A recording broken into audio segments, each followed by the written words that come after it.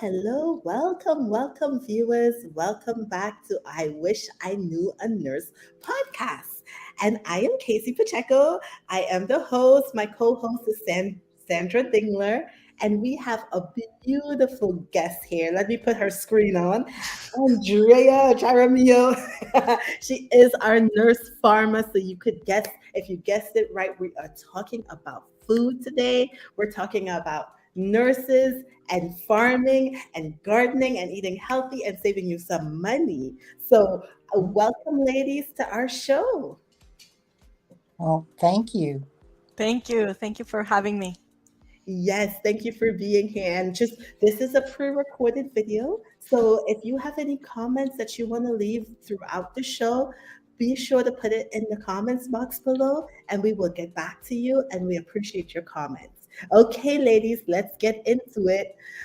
So today, last let's do a little recap. Last time we were on, we talked about preparing for a doctor's appointment, and Sadie and I shared tips and tricks how to get the most out of your doctor's appointment. If you haven't seen it, please go back and check because it was, I mean, Cindy just dropped so many gems in there for us. So today we'll talk a little bit more about food and how you can save money. Um, we have so many tips. Sandy, you have been in home health for a long time. Do you have anything to share when it comes to food and the prices going really, really high? Seniors on fixed incomes. We have in the nursing world shortages, strikes, all sorts of things happening. How can we help our patients? Well, our foods are can be having a lot of pesticides on them, and so some vegetables and fruits need to be chosen organic. And I have a nice tool that I like to use, and it is the Dirty Dozen Clean 15 list that is put out every year. They test vegetables and fruits out in the market, and they make a list of the things that are probably best eaten organic. That's the Dirty Dozen list.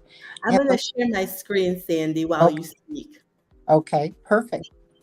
And it's very easy to use. But pretty much berries and leafy greens are always on their list. I've been following their list for over 20 years and using it myself. And it is just so easy just to familiarize yourself. So, say you want to buy some greens, but and it's on the list that they might be on the Dirty Dozen list, like kale, for instance. So if you look over to the Clean 15, you'll see that cabbage is on the clean list, and so you could substitute cabbage, and it's very economical and easy to fix. You can stir fry it or steam it or whatever, microwave it. It's all different. Put it in soups, and just so easy. And there are apps that there I saw they have a healthy living app so you could take it with you. You know, that's really frustrating. Just imagine you go to the doctor and they say you need to eat healthy and you're trying to choose all these healthy options, green leafy vegetables, fruits, berries, and then to find out that they have pesticides. That's a little disheartening. Yes, it is, and dangerous for us as a society. Well, Sandy, when people go to shop for food, usually they're looking for the cheaper option. And when you see organic, it's usually very expensive, right? So I think that's why we brought Andrea in. Andrea is an organic nurse farmer, and she's gonna share with us some tips and tricks in the organic farming? Because when you say organic, it kind of sounds like luxurious, like I can't do that. I don't have money or time for that. What have you seen, Andrea, with organic farming? Uh, so, same, um, because of the food being expensive and wanting access to more healthy food, I started being more involved in my community and seeing, the farms around my city. We have urban farms that, in plots where the city would usually build buildings. They have created spaces for us to grow food. I think it's very empowering for people to grow their own food, to have access to things that do not have pesticides. There's ways to fight pests that attack the crops in an organic way. So seeing what is available in your community, there's sometimes workshops, there's sometimes grants, things that could help you grow your own food. Even if you have small spaces or containers, having good soil to grow the food, it's available. Finding ways to do that, because a lot of times, yes, you tell your patient it is other things, but they might not have access to the good food that might be available. Other things are farmers markets. I think it's important to note that sometimes farmers markets do offer subsidized food or accept food stamps if you do qualify for it. I think at some point Sandra was telling me not everybody qualifies, and there is this gap where it's a problem. And I agree, sometimes we have to be creative on where do we send our people. Sometimes food banks can have problems because of the use of contain Yeah. the cans. Yes, Yes, yes. and things like that. So it's important to know where our patients are, do a good assessment of their needs. As nurses, that's part of our role. And then see where we can connect them, work with our teams, our social workers, case managers, everybody, working for the best interest of the patient. That's so true. I know locally we've had a nutritionist. She teamed up with the grant that's for closing the gap with the diabetes, and she's offering her services. So even the health department reaching out to see what resources that they have for our patients, that can be an option. Good resources. Exactly. And of course, nurses, uh, we do more than just give medications in a facility. We can help educate the community and support them to have a healthy lifestyle. Absolutely. And I think you were telling us, Sandy, about an instance where you had a patient. You always have good stories. You were telling us a story about a patient eating, I think it was about protein. They needed protein in the diet. They needed protein, and the son, when I got there, the son and the patient were arguing because when the son was trying to get protein for her, so he bought a packaged drink Mhm. uh, for her, and she didn't like it and didn't want it. And he said it was so expensive, you're going to drink it. And so as we looked through, and all of a sudden, we did some label reading and looked for the protein content in all kinds of foods. And it turned out for her, she liked having a hard boiled egg. And a hard boiled egg actually had more protein in it than that whole drink did. Mhm. So the egg had about 9 grams of protein, and her drink had 3. Uh, And Go so ahead. that was quite interesting. And they were just so happy to really read labels and find out all these things. Yes, I was gonna say that's excellent because marketing can push more protein or, less fat, but actually teaching our patients how to read labels on the products to see if they're really getting the nutrients from the food, right? Exactly. So that's excellent. When it talks about when we talk about preparing meals, before I take this off the screen, this is the reason why you wanted to bring Andrea in, so that people don't think we're just pill pushers. Most times when people see nurses, we're usually giving them medications because they're already in the process of a disease process. And we're not against medications, but we're just here as nurses saying, hey, we know times are tough and you want to stretch your budget, but let's do it in a way that prevents other further health problems. Exactly right. Yes, Mhm. I agree. And growing food is an excellent way, if you can learn like ways that you can not have to use pesticides, then you would become an organic farmer. Yes, I'm claiming it, Andrea. I love it. Even she said, even if you're container farming, even if you don't have like sales, you are still a farmer. So let's claim it, nurse farmer. I love it. Yes, me too. Yes. You grow food. I think you showed me a squash you grew. Yeah, me. I am growing spaghetti squash, Uh-huh. and I actually been making spaghetti squash pie. It's called mock coconut pie for many, many years. It's very Okay. easy and delicious. And can you imagine eating a vegetable as a dessert? Oh my God. That's wonderful. That is wonderful. But I will need that recipe. I was just gonna say, in the future, next month, that's something I would like at the end of each episode. I've been doing these 1 minute recipes, and Sandy's been doing recipes too. We could just put a recipe at the end of each episode for those tuning in, and they could get a new. Because sometimes you're like, what to cook? But And Yes.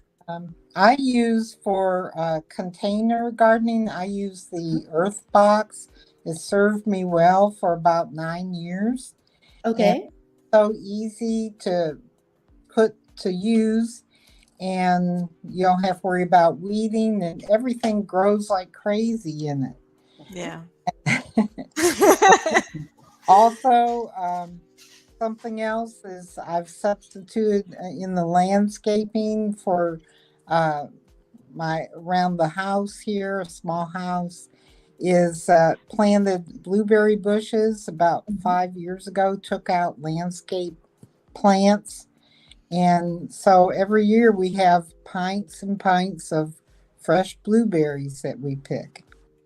Wow, that's really innovative, Sandy. Well, you can really hide them in your landscape. No, I mean, they just look like bushes. Yes. And I think that you talk about blueberries, you talk about spaghetti squash. Now, I came to the States from Trinidad, and those are two things that don't grow in different countries. So let's talk a little bit about diversity, because sometimes we are talking about nutrition and we want our patients to eat, a wider variety or grow different vegetables. But what about our patients who may be Latino, our patients who may be Caribbean, our patients African, different cultures? What are some things we can do to help them in a pinch? I Well, think connecting with the community where they live, I think is important. Finding, because we do have sovereignty over the food we eat. I think empowering each other and learning how to grow our own foods, sharing our produce, because you might have too many tomatoes, I might have too much basil or kale. So sharing our products is very important, and being aware of food deserts as well, because a lot of times in the United States, Americans live too far away from their places of food shopping. Mhm. So being aware of different places where our patients live, where they are, what they eat, what's their preference in food, it's very important. To be able to have a good choice, so people can Mhm. choose what they like, what they eat. Yeah, yeah, true. and also about storing their food and what they have available to cook with, Mhm. and how much help they have.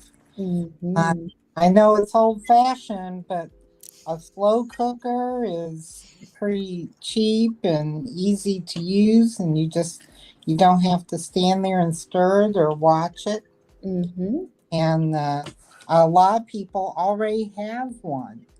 Mm. So like last weekend we made polenta. It doesn't take much to do that. And then you don't have to stir it. You just put it in the slow cooker for about 3 hours and with some water and some organic polenta. And then all of a sudden, we just put it in containers and freeze that for individual servings. And oh, what are we having tonight? Well, let's have some polenta with that. Yeah. And there's it is already ready. Yeah, you don't have to go through McDonald's. I mean, I went to McDonald's, it was like $6, $7, and it wasn't even a meal. So people really, these are very cost saving strategies. Polenta. And Sandy, you're gonna give us that recipe, right? Oh yeah. And so Andrea talked about the resources in the community. Sandy, you talked about actually having like a slow cooker, which if you have elderly parents, really making sure that they may not be able to pick up the heavy pots and pans like they used to. So Mhm. really making sure that they actually have, they may not ask you to prepare meals, but make sure they have tools that helps them easily prepare meals, like a slow cooker or an air fryer, right? Well, air fryer, you have to stand there and watch it. Okay. And some of them are coated with what I call Teflon. So, and then they would have to be cleaned. Uh, Okay. so those are very, very fast. So Yes. that's certainly a very good thing. But Yes. I buy liners for the slow cooker, so there's no cleanup.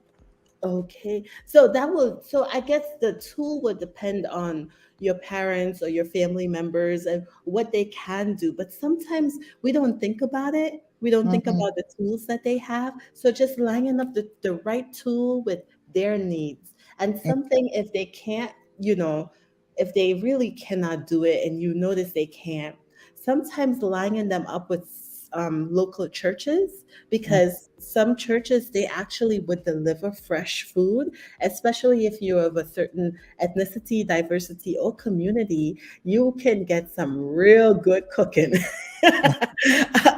on a Sunday, and then you can do like Sandy say, you can freeze it in portions, individual size that you can have during the week. So those are just some options for you. Now, when it comes to storage of food, we want to also make sure that whether they're growing and harvesting their own food or they're actually cooking in bulk, we want to make sure they're storing it properly. Something, Sandy, you mentioned about styrofoam. You So I just cannot forget that uh, I have a degree in biology, and in the organic chemistry lab, they made us make styrofoam, and it was just so toxic. We had to wear all these hoods and dress up, and uh, the heating releases the toxins in that. So I just always remind people that plastics and styrofoam should not go in the microwave because it can release, and it's right on the products not to do that. So I always just like to remind people of that. Such good reminders and such good resources as we wrap up this so good episode, which we probably could talk on all day. Did you Mhm. ladies have any final thoughts or words to share? Andrea, did you have any other resources or ideas to share with us? Maybe some ideas. For example, in my community, we have a garden where teenagers take care of the garden, prepare the harvesting, and deliver 50 bags of fresh produce to our elders. And that happens in every season. That could be an idea, if you get your community Mhm. together. to help each other. And also, just leaving you with knowing that growing your own food is like growing your own money. So think about that. Ooh, that's deep. That is deep. I just met a gentleman. He said he grows 80% of his food and he has 7 children. So I guess that really is growing his own money. That's excellent. Thank you for sharing that. Cindy, did you have any final thoughts or ideas? Well, I just think that label reading is very important, and comparing prices and making your choices based on what's available, and maybe eating something that is available Mhm. instead of what you were planning to buy. Very wise. Very. They say you should eat what's in season. Exactly. And the holistic part of me, I just wanted to say, what you ladies talk about really resonates with Preservers of Life community services, where nurses are in the community, not just as caregivers, but educators and advocates. And something about gardening is not just only the production of food, but it's such a grounding exercise. It's good for your entire well being. It stabilizes the mood. Patients who have cognitive problems such as dementia, Alzheimer's, it's just getting their hands in the dirt. It's just so therapeutic for them. So this has been such a wonderful conversation. I hope that we can have you back, Andrea. Thank you If for having me. It's been wonderful. And I just, I really want to start this revolution where Mhm. nurses, we really get to do the true nursing. We really get to talk about things en masse, topics that patients really need to know and that really, really affects their not just health, but their well-being, you know? So Right. I thank you so much for coming and being on the show. And just for the audience, once again, thank you for tuning in. If this is helpful to your friends, your families, if you are caregivers or you know others who are caregivers, please connect them to this information because when you share, it really gets out there. If you have any comments or questions for Sandy or Andrea, please leave it below. They will respond. We will get the information to them. And we just thank you so much for tuning in with us. And we're just going to end it here and we'll see you on our next episode next week. Thank you, ladies, for coming. Thank you.